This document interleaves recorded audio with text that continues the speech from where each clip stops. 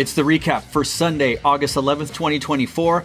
I'm Daniel Montoya Jr. for General Effect Media, and for the first time since 2018, DCI has a new world-class champion. That's right, in case you didn't catch it yesterday and you're just trying to get news from me today, which I appreciate it, the Bluecoats won their second world championship yesterday in Indianapolis, Indiana, in what I consider, and I'm not the only one, what many people are saying, was a foregone conclusion from the first time the Bluecoats and the Blue Devils met up. However, some would say that had the Bluecoats met the Blue Devils earlier on the West Coast, maybe Blue Devils would have got a few licks in, but I think the result was going to be the same. I've been saying since the very beginning, I thought the Bluecoats were going to win, and your boy was right. Let's quickly recap the results from yesterday. Bluecoats were in first, Boston Crusaders finished in second, Blue Devils received the bronze medal, Phantom Regiment in fourth, Carolina Crown in fifth, Santa Clara Vanguard in sixth, Mandarins in seventh, Blue Stars in eighth, Colts in ninth, Troopers in 10th, Cavaliers in 11th,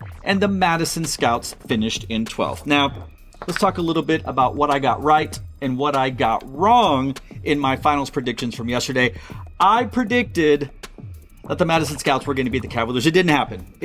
They got close, but not close enough. And when we do our caption breakdown in just a moment, you'll see what hurt the Madison Scouts or what helped the Cavaliers, whichever way you want to look at it. So I was wrong on that. And if we go back to my preseason predictions, I had predicted that Pacific Crest was going to be the last core in. I was wrong. Pacific Crest finished 13th, but I was close. I'll take that as a win. I also predicted the Colts are going to be 11th. That did not happen. I predicted the Troopers were going to be 8th. That also did not happen. So I kind of got my 8, 9, 10, 11, 12 jumbled, but I got 11 out of 12 finalists correct. I was really wrong on the Madison Scouts. I had them 15th during the preseason, and I'm happy that I was proven wrong as a Madison Scout stan in an unbiased, well, slightly biased, objective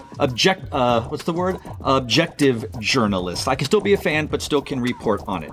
Also, where I got things right or wrong was the scores. Yes, I said Madison was going to be Cavaliers. Didn't happen. But I predicted that the Bluecoats were going to get a 98.450. They got a 98.750. Price is Right rules. I win.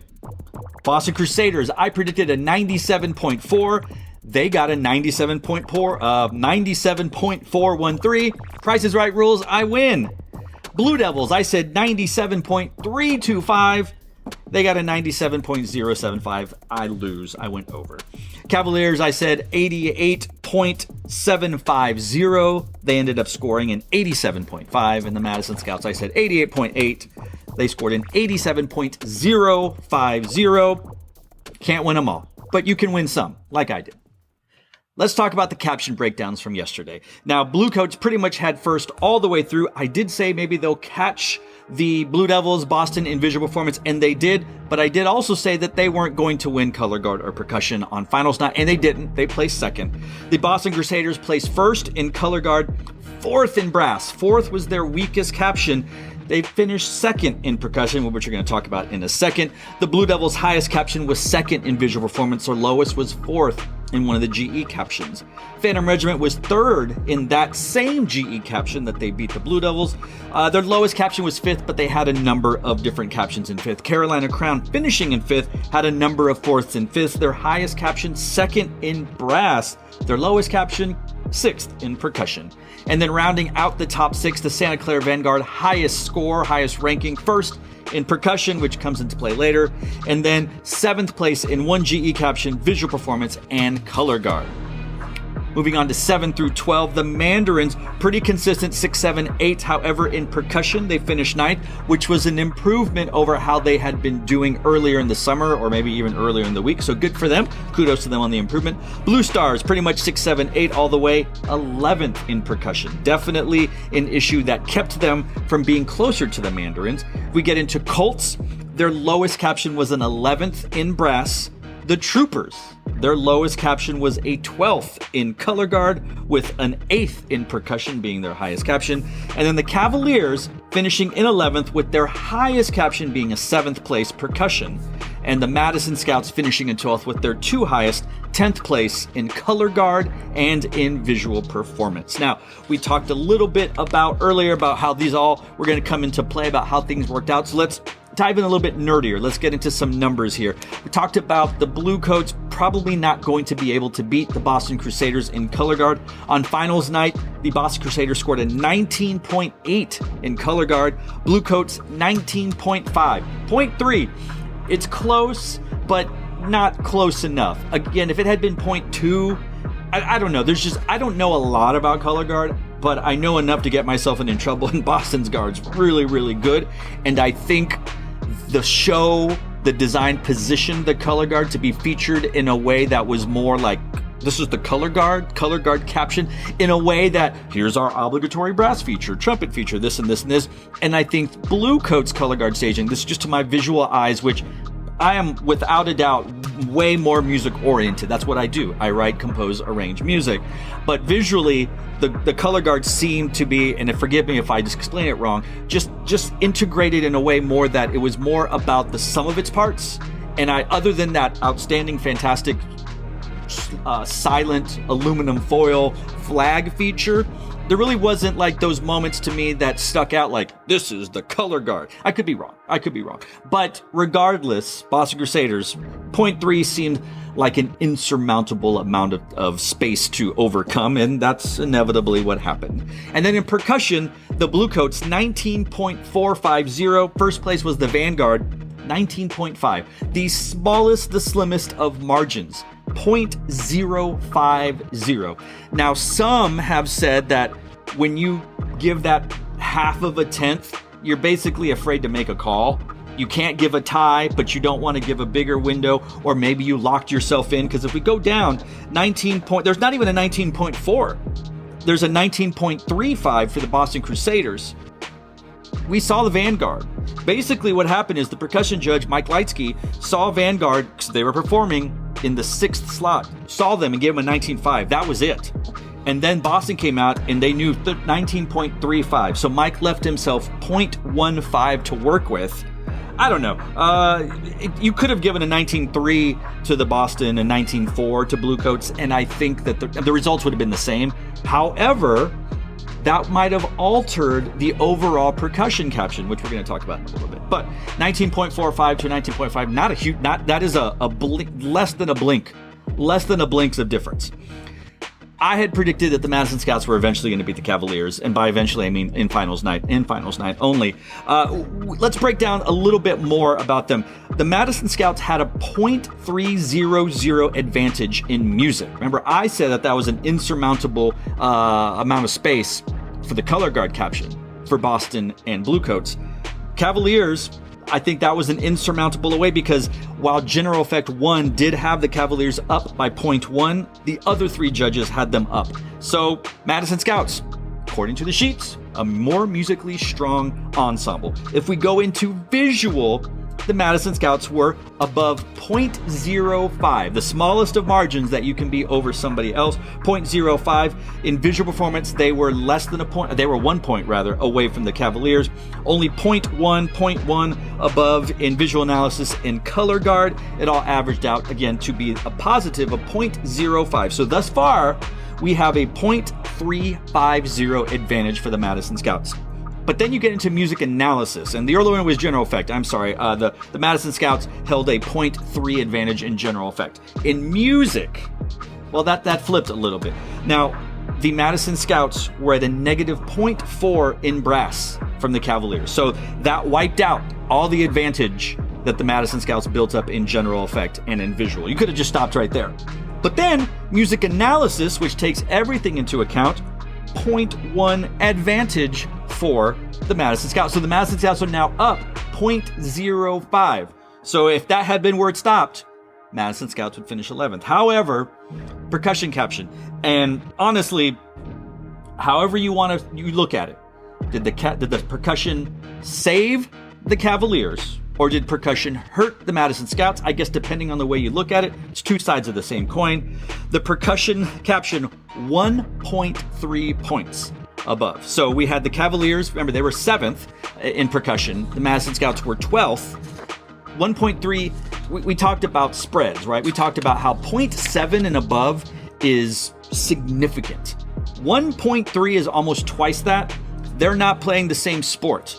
But that's what inevitably kept the Cavaliers above the Madison Scouts or kept the Madison Scouts from beating the Cavaliers. So that's how I look at it as a percussionist. Also, I'm a music person. I'm a percussionist person.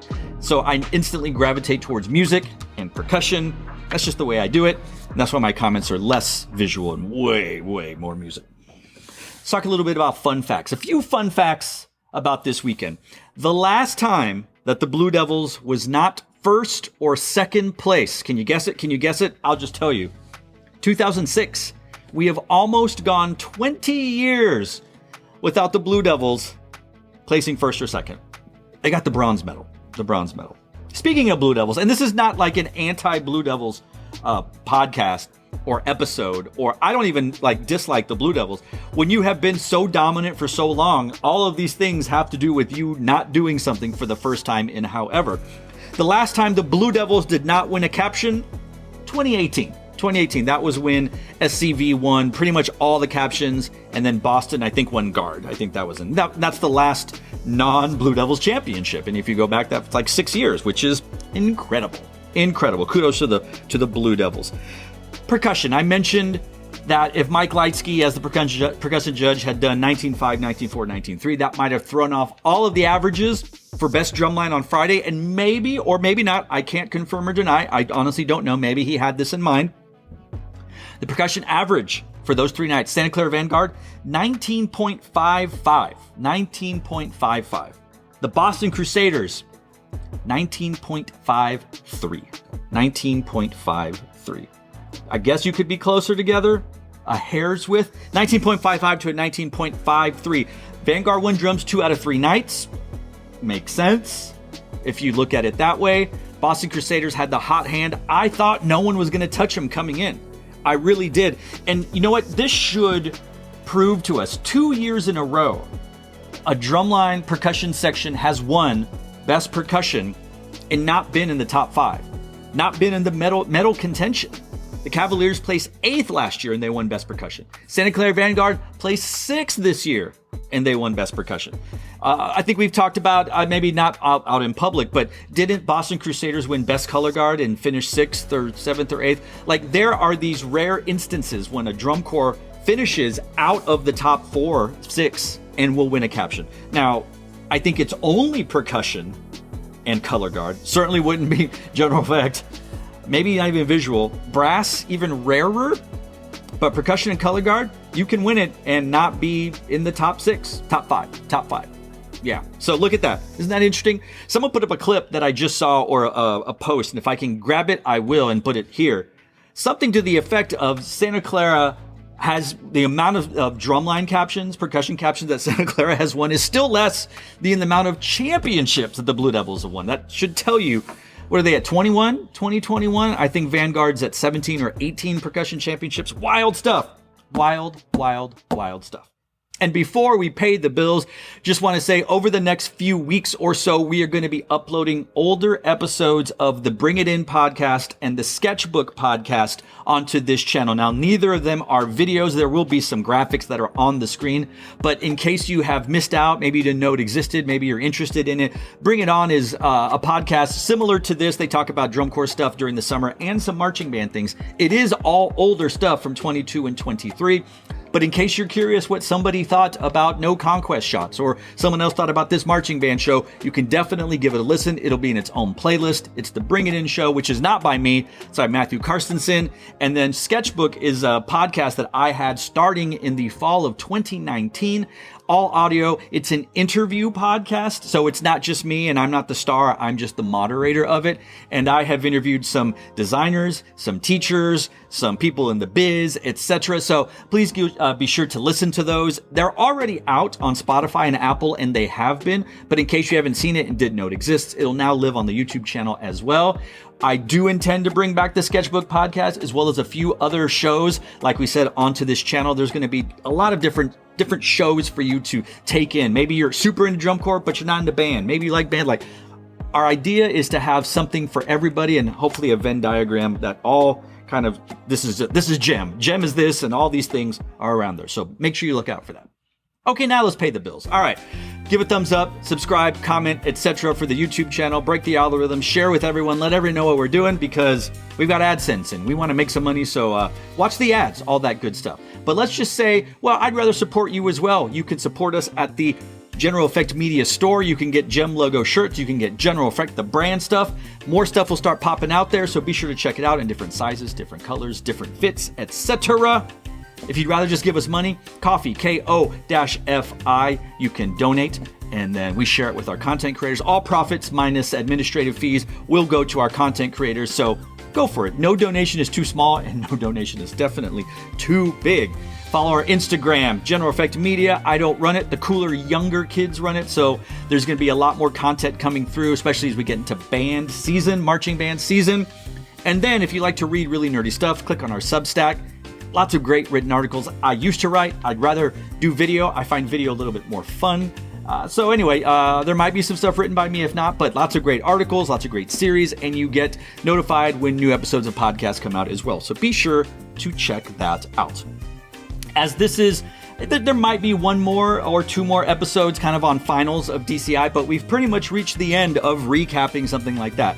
Now, the recap will continue in the fall for marching band shows, but since it's a podcast episode, show, whatever, based off of results, it won't return in this format until we start seeing results from bigger contests. And I apologize to local farm contest in Montana, but we're kind of looking at the bigger shows. And it doesn't mean you have to have national programs, but yes, obviously BOA, Tournament of Bands, US bands, big Texas shows, big Indiana shows, big this and this and this. If there are shows you want us to cover, send it our way, and we'll do our best to cover the results, and I'll do my best to break things down if I can get a hold of recaps and stuff like that, and just talk about it, how it affects the regional, how it affects the state level, and of course, if it affects the national scale. But until then, there'll be other series and other shows coming out for you to enjoy. A lot of it will be all on marching band. A lot of it will be drum corps. There'll be a nice mixture. There'll be interviews. There'll be all kinds of different things. So please be sure to check us out because this isn't going to be the only show on this channel. And like I said, I'm not going to be the only person on this channel. You're going to start to see other, I call them band personalities, band celebrities. I don't think I'm a band celebrity, but that's what I'm calling these people. We want to give you tons of content year round for all the major marching arts organizations, big, small, large, not so large, national, regional, etc. So, all that being said, thanks for sticking with us for the recap this summer. There may be another episode or two, but be sure to follow us, check back, because tons of great content is going to come your way.